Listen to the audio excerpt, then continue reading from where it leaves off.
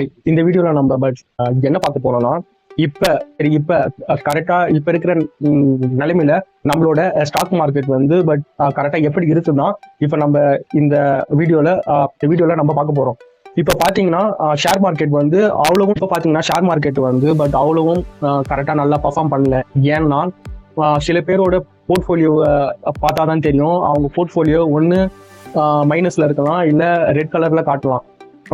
அது வந்து அதாவது லேட்டஸ்டா வந்தவங்க, அதாவது 2025 வந்தவங்க, இல்லைன்னா 26 ஜான்வரி கரெக்டா பிப்ரவரி அவங்க எல்லாம் ஸ்டாக் மார்க்கெட்ல உள்ள வந்தவங்களுக்கெல்லாம் அவங்களோட போர்ட்ஃபோலியோ ஒன்னு லாஸ்ல இருக்கும், அவங்களோட போர்ட்ஃபோலியோ ரெட்டா இருக்கும், லாஸ்ட்ல வந்து காமிக்கும். ஆனா லாங் டைம் கரெக்டா இன்வெஸ்டர் ஒரு 5 வருஷம் ஒரு 6 வருஷம் கரெக்டா ஸ்டாக் மார்க்கெட்ல கரெக்டா இருக்கிறவங்களுக்கு வந்து அந்த மாரி வந்து கரெக்டா பிரச்சனை இருக்காது. அவங்களோட போர்ட்ஃபோலியோ வந்து குறைஞ்சிருக்குமே தவிர மைனஸ்ல காமிக்க சான்ஸ் இல்லை. சரி, இப்போ நம்மளோட கரெக்டா ஸ்டாக் மார்க்கெட் ஏன் இப்படி வந்து பர்ஃபார்ம் பண்ணுது? ஏன்னா 2024 அந்த 25 எல்லாம் நிஃப்டி வந்து கிட்டத்தட்ட 25,000 பாயிண்ட் 26,000 பாயிண்ட்டுக்கு மேல போனது.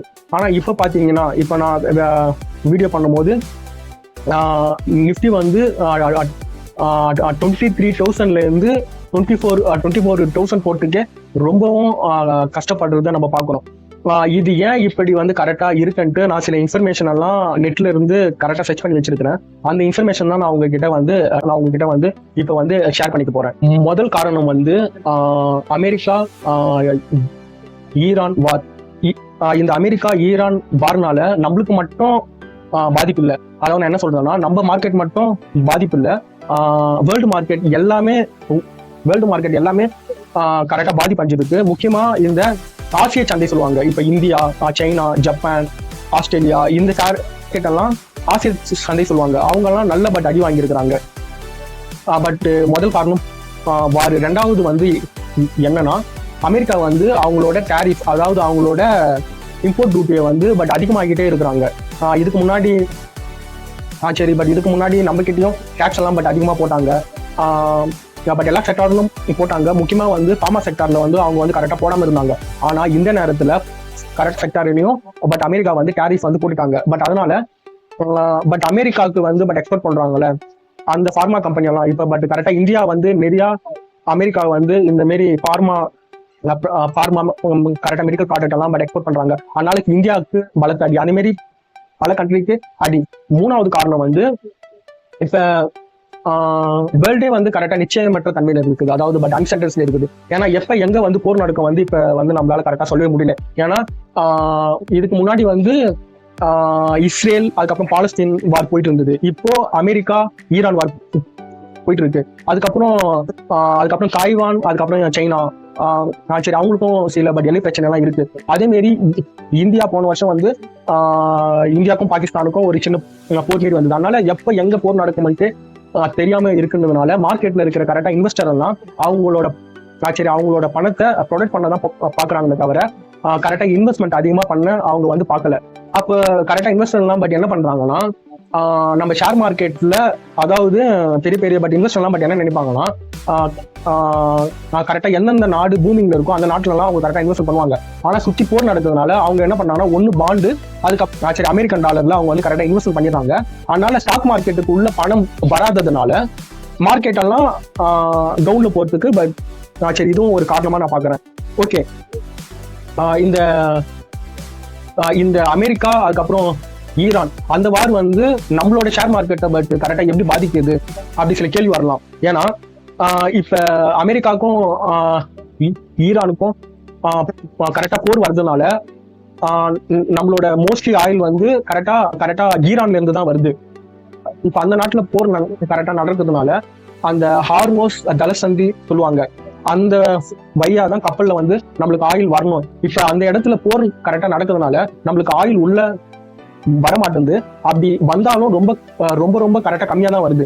அதனால என்ன ஆகுதுன்னா, இங்க நம்ம நாட்டுல வந்து ஆயிலுக்கு வந்து கரெக்டா டிமாண்ட் அதிகம், ஆனா சப்ளை கம்மி.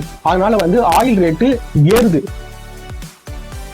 ஆயில் ரேட்டு ஏறுனா கரெக்டா என்ன ஆகும்னா, ஆயில் ரேட்டு ஏறுனா பெட்ரோல் ரேட்டு ஏறும். பெட்ரோல் ரேட்டு இல்லாம க்ரூட் ஆயில் தான் பேசிக். அதுல இருந்து வெறும் பெட்ரோல் டீசல் மட்டும் கரெக்டா வருது இல்ல. முக்கியமான பொருள் இப்ப நம்ம வீட்டுல வந்து கரெக்டா பிளாஸ்டிக் பயன்படுத்தணும்ல, அந்த பிளாஸ்டிக் வந்து தயாரிக்கிறதுக்கும் இந்த ஆயில் தான் பயன்படுது. அதுக்கப்புறம் பெரிய பெரிய ஃபேக்டரிங்க, மேனுஃபேக்சர் ஃபேக்டரிங்க, அது எல்லாத்துக்கும் ஆயில் வந்து தேவைப்படுது. இப்போ ஆயில் விலை ஏறுறதுனால நம்ம பெட்ரோல் விலை ஏறுது. பெட்ரோல் விலை ஏறுறதுனால அந்த டிரான்ஸ்போர்ட் கரெக்டா சார்ஜ் ஏறும். டிரான்ஸ்போர்ட் சார்ஜ் ஏறுறதுனால நம்மளோட வீட்டு பொருட்கள், அதாவது அரிசி, பால், அந்த மாதிரி அத்தியாவசிய பொருட்கள் ரேட் எல்லாம் ஏறும். அப்போ ரேட் எல்லாம் ஏறும்போது இப்ப கம்பெனிங்களுக்கெல்லாம் அவங்களோட உற்பத்தி செலவு வந்து பட் அதிகமா ஆயிடும். உற்பத்தி செலவு அதிகமாகும் போது அவங்களோட ப்ராஃபிட்டும் வந்து குறையும். இதுவும் ஒரு முக்கியமான காரணம். இப்ப சில பேர் வந்து கரெக்டா நினைச்சிட்டு இருக்கலாம், அமெரிக்காவும் ஈரானும் சண்டை போட்டுக்கிறாங்க, அதுக்கும் இதுக்கும் பட் என்ன சம்பந்தம்ட்டு சில பேர் வந்து கரெக்டா நினைச்சிட்டு இருக்கலாம். ஆனா அது அப்படி இல்லை. இப்ப நீங்க எந்த ஒரு நாட்டிலையும் போர் நடந்தா எல்லா நாட்டுக்கும் ஒரு சின்ன சின்ன பாதிப்பு இருக்கும். ஆனா கல்ஃப் கண்ட்ரி சொல்றோம்ல, இந்த மாதிரி ஈராக், ஈரான், சவுதி அரேபியா, இதெல்லாம் கல்ஃப் கண்ட்ரி சொல்லுவாங்க. ஆனா அங்க போர் நடந்தா இந்தியா மட்டும் இல்லாம மொத்த நாடுமே கரெக்டா பாதிக்கும். ஏன்னா அங்கதான் ஆயில் ரிசோர்ஸ் அதிகமா இருக்கு, அங்கதான் ஆயில் ஃபுல்லா போகுது. இப்ப இதுவும் ஒரு காரணமா நான் சரி. அடுத்த காரணம் நான் பட் கரெக்டா என்ன பாக்குறாங்க, ஃபாரின் இன்ஸ்டிடியூஷன் இன்வெஸ்டர், இவங்க தான் மெயின். இப்ப நம்ம நாட்டுல 2024-25 சைட்ல மார்க்கெட் பீக்ல இருந்து அதுக்கு என்ன காரணம்னா, இந்த ஃபாரின் இன்ஸ்டிடியூட் இன்வெஸ்டர் வந்து அதிகமா பணத்தை வந்து நம்மளோட நாட்டுல கரெக்டா பட் இன்வெஸ்ட்மெண்ட் வந்து பண்ணாங்க. ஆனா இப்ப ஃபாரின் பட் இன்வெஸ்டர் எல்லாம் இந்த போர், அதுக்கப்புறம் பட் அன்சர்டனிட்டி பட் அதிகமா பட் இருக்கிறதுனால அவங்க எல்லாம் என்ன பண்றாங்கன்னா, அவங்களோட கரெக்டா இன்வெஸ்ட்மெண்ட் எல்லாம் வித்துட்டு எங்கெங்கெல்லாம் அவங்க கரெக்டா இன்வெஸ்ட்மெண்ட் வந்து கரெக்டா பண்ணியிருந்தாங்க அதெல்லாம் வித்துட்டு அவங்களோட பணத்தை அவங்களோட பணத்தை சேஃபா வச்சுக்க தான் பாத்துக்கிறாங்க. சரி, பட் இந்த செயல் இப்ப நம்மளுக்கு ஏன் பாதிக்குதுன்னா, ஃபாரின் இன்ஸ்டிடியூட் பட் இன்வெஸ்டர் வந்து மற்ற நாட்டுல கரெக்டா இன்வெஸ்ட்மெண்ட் வந்து கரெக்டா பண்றதை விட நம்ம நாட்டுல தான் பட் அதிகமா கரெக்டா இன்வெஸ்ட்மெண்ட் வந்து அவங்க பண்ணி வச்சிருந்தாங்க. நான் சொல்லுது 2024-2025. ஆனா பட் இப்பவும் அவங்க அதிகமா இன்வெஸ்ட்மெண்ட் பண்ணி இருக்காங்க நம்ம நாட்டுல. அவங்க மொத்தமா அவங்க கரெக்டா பணத்தை எடுத்து போல இன்னும் இன்வெஸ்ட்மெண்ட் இருக்கு. ஆனா 2024 பட் 25 பண்ண கரெக்டா இன்வெஸ்ட்மெண்ட்டை விட இப்ப ரொம்ப கம்மியா தான் இருக்கு.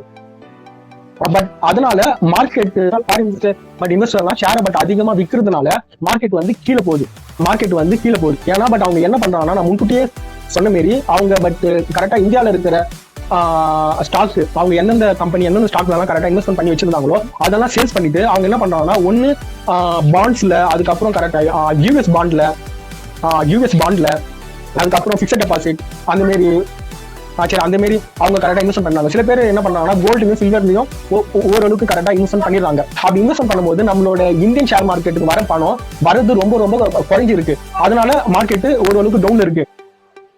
ஆனா நம்ம நாட்டுல பட் என்ன ஒரு பிளஸ் பாயிண்ட்னா, ஃபாரின் இன்வெஸ்டர் வந்து ஷேரை விற்க நம்ம டிஐஎஸ் சொல்லுவாங்க, அதாவது கரெக்டா டொமஸ்டிக் இன்வெஸ்டர். இவங்க யாருன்னா கரெக்டா மியூச்சுவல் ஃபண்டு, இவங்க யாருன்னா கரெக்டா mutual fund but fund manager இருப்பாங்கல்ல அவங்க, அதுக்கப்புறம் சில ஃபண்ட் ஹவுஸ், சில கரெக்டா மியூச்சுவல் ஃபண்ட் ஹவுஸ் எல்லாம் இருக்கு. இந்த ஐசிஐசிஐ பட் HDFC, கரெக்டா மோதிலால் ஓஸ்வால், பராக் பாரிக், இவங்க மாரி ஃபண்ட் ஹவுஸ் எல்லாம் ஃபாரின் இன்வெஸ்டருங்க விற்க இவங்க வாங்கி பட் இவங்க கரெக்டா வாங்குறாங்க. பட் அதனாலும் நம்மளோட சரி, பட் அதுவும் ஒரு காரணமா இருக்கலாம். நம்ம மார்க்கெட் வந்து ரொம்பவும் கீழே போகாம ஓரளவுக்கு அப்படியே ஸ்டேபிளா இருக்க. பட் இதுவும் ஒரு காரணமா இருக்கலாம். அதுவும் பட் அதுக்கப்புறம் என்னன்னா, நம்ம இந்தியாவில இப்ப ஒரு 10 வருஷத்துக்கு முன்னாடி இருந்ததை விட இப்ப கரெக்டா நிறைய பேர் வந்து கரெக்டா மியூச்சுவல் ஃபண்ட்ல வந்து கரெக்டா இன்வெஸ்ட் வந்து பண்றாங்க.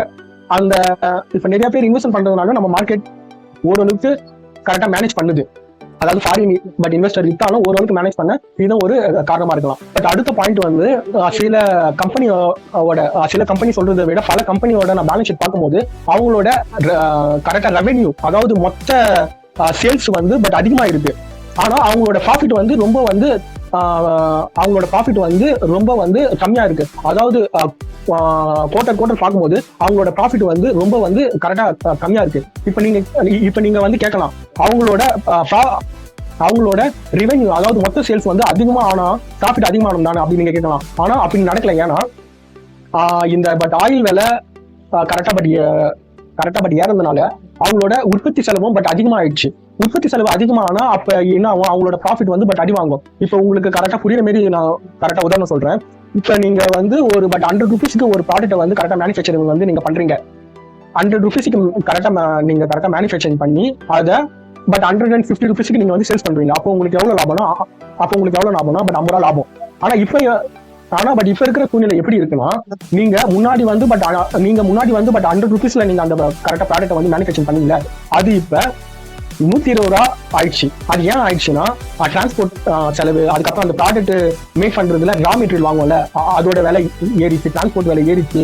அதுக்கப்புறம் வந்து செலவு, பட் அதுக்கப்புறம் வந்து கரண்ட், சில முக்கியமான, அதாவது ஒரு ப்ராடக்டை வந்து கரெக்டாக மேனுஃபேக்சரிங் பண்ணணும்னா என்னென்ன தேவை, டிரான்ஸ்போர்ட், அதுக்கப்புறம் அதோட ரா மெட்டீரியல், அந்த விலைலாம் பட் கரெக்டாக இன்க்ரீஸ் ஆனதுனால அவங்களோட உற்பத்தி செலவும் அதிகமாயிடுச்சு. முன்னாடி வந்து 100 ரூபாய் உற்பத்தி பண்ண பொருள் இப்ப 120 ரூபாய்க்கு உற்பத்தி பண்றாங்க. அப்போ போன வாட்டி அவங்களுக்கு 50 ரூபா லாபம் இருந்தது.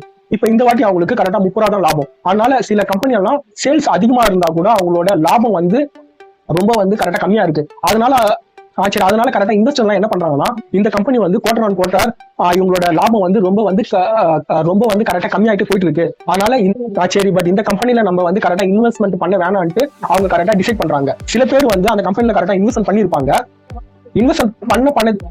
கரெக்டா இன்வெஸ்ட்மெண்ட் பண்ணதையும் அந்த ஷேரை வித்துட்டு பணத்தை வெளியே எடுத்துறாங்க கரெக்டா. பட் இது மூலியமாவும் மார்க்கெட் கரெக்டா லோ ஆகிறதுக்கு வந்து காரணமா இருக்கு. இப்ப நான் இந்த கரெக்டா சுச்சுவேஷன் எல்லாம் இப்ப நான் உங்ககிட்ட சொன்னேன். இப்ப வந்து ஷேர் மார்க்கெட்ல நம்ம பட் என்ன பண்ணலாம், கரெக்டா இன்வெஸ்ட் பண்ணுங்க என்ன பண்ணலாம்ட்டு.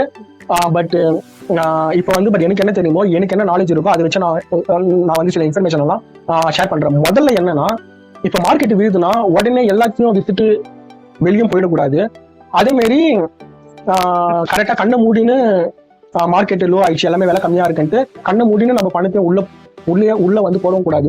இப்ப மார்க்கெட் என்னதான் லோவா இருந்தாலும் அதுலயே சில கம்பெனி எல்லாம் குவாலிட்டியா இருக்கும். அந்த சில குவாலிட்டியான கம்பெனி எல்லாம் நீங்க பட் அனலைசிஸ் பண்ணி, ஃபண்டமெண்டல் அனலைசிஸ் எல்லாம் பண்ணி, அதுக்கப்புறம் நீங்க டெக்னிக்கல் அனலைசிஸ் எல்லாம் பண்ணி அந்த மாதிரி கம்பெனில வந்து நீங்க கரெக்டா இன்வெஸ்ட்மெண்ட் வந்து பண்ணலாம். இப்ப சில கம்பெனி எல்லாம் நல்ல கம்பெனியா இருக்கும், ஆனா அது ரொம்ப கம்மியான ரேட்ல, ரொம்ப கம்மியான விலையில வந்து நம்மளுக்கு வந்து கிடைக்கும். அந்த மாதிரி கம்பெனி எல்லாம் நம்ம கரெக்டா வேல்யூவேஷன் பார்த்து தான் நம்ம வாங்கணும். இப்ப ரேட் பார்க்கறதை விட வேல்யூவேஷன் பார்க்கறது தான் நல்லது. இப்ப அந்த கம்பெனி நல்ல வேல்யூவேஷன்ல இருக்கா அப்படி பார்த்துட்டு இந்த கரெக்டா PE ரேஷியோ, அதுக்கப்புறம் பெக் ரேஷியோ, அந்த மாதிரி சில ரேஷியோ எல்லாம் நீங்க பார்த்து ஃபண்டமெண்டல் அனாலிசிஸ் பண்ணி அந்த மாதிரி நல்ல வேல்யூவான கம்பெனி இந்த கரெக்டா தக்கான மார்க்கெட் கரெக்டா பட் இறக்கிறதுனால கம்மியா இருக்கும். மார்க்கெட் சரியானா அந்த கம்பெனி எல்லாம் திரும்ப நல்ல இதுவாயிடும். நல்ல கரெக்டா மேனேஜ்மெண்ட், ஃபண்டமெண்டல் கரெக்டா ஸ்ட்ராங்கா இருக்கிற நீங்க கரெக்டா கம்பெனி எல்லாம் தேடி நீங்க வந்து கரெக்டா தேடி கண்டுபிடிச்சு அதுல வந்து மொத்தமா இன்வெஸ்ட் பண்ண விட, இப்போ உங்ககிட்ட 1 லட்சம் இருந்தா அந்த 1 லட்சம் அப்படியே போடுறதை விட கொஞ்சம் கொஞ்சமா இன்வெஸ்ட் பண்ணலாம்.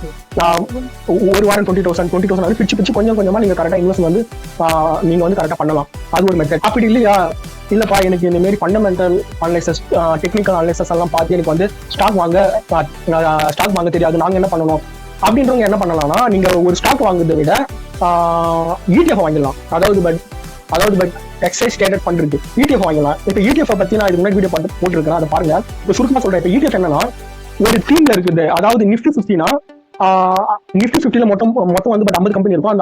அந்த பட் 50 கம்பெனியும் மொத்தமா ஒன்னா சேர்த்து ஒரு ETF இருக்கும். இப்ப நீங்க ஒரு ETF வாங்குறதுனால ஒரு 60 ரூபாய் 70 ரூபா ஒரு ETF இருக்கு. அதை வாங்குறதை விட அந்த பட் 50 கம்பெனியும் நீங்க வாங்குற மாரி கணக்கு. அந்த 50 கம்பெனியோட அந்த கரெக்டா குறியீடு சொல்லுவாங்க. அந்த குறியீடு சென்சஸ் ஏறும் போது உங்களுக்கு இதுவும் ஏறும். அதே மாதிரி ETFல வந்து உங்களுக்கு பட் கரெக்டா எக்ஸாம்பிள் தான் Nifty 50 சொன்னேன். ETFல வந்து கரெக்டா தீமேட்டிக் ETF நிறையா இருக்கு. பட் உதாரணத்துக்கு IT ETFனா நீங்க அந்த ETF வாங்குனீங்கன்னா அதுல வந்து IT கம்பெனி மட்டுமே இருக்கும்.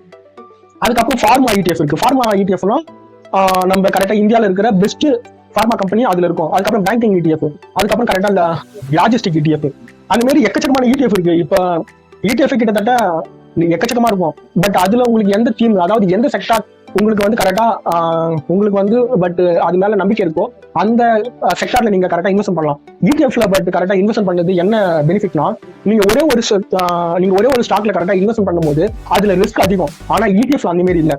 நீங்க மொத்தமா ஒரு பஞ்சா வாங்கினால அந்த ரிஸ்க் வந்து கொஞ்சம் கரெக்டா செப்பரேட் ஆகுது. ஆனா ரிஸ்க் இல்லைன்னு சொல்ல முடியாது. ரிஸ்க் வந்து ரொம்ப ரொம்ப ரொம்ப கம்மி. அதாவது நீங்க ஸ்டாக் வாங்குறதை விட 90% இதுல ரொம்ப ரிஸ்க் கம்மி.